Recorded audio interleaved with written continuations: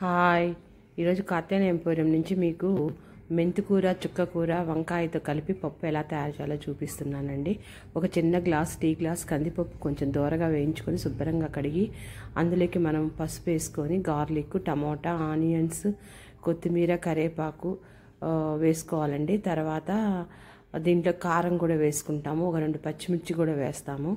కారం 1 స్పూన్ అండి, పచ్చిమిర్చి కూడా ఒక 2 పచ్చిమిర్చి వేసుకొని మెంతికూర, చుక్కకూర శుభ్రంగా కడిగి కట్ చేసి పెట్టుకోవాలండి. కాంబినేషన్ చాలా బాగుంటుంది.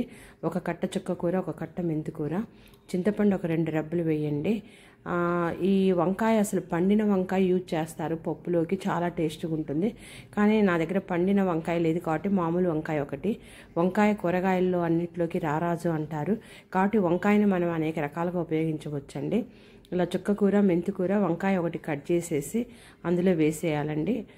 ఉప్పు, పసుపు అన్నీ కూడా మనం వేసుకొని నీళ్ళు ఎక్కువగా పోయొద్దండి. ఒక చిన్న టీ గ్లాస్ వాటర్ పోసి 3 విజిల్స్ పెట్టిస్తే కుక్కర్ శుభ్రంగా పప్పు ఉడికిపోతుందండి.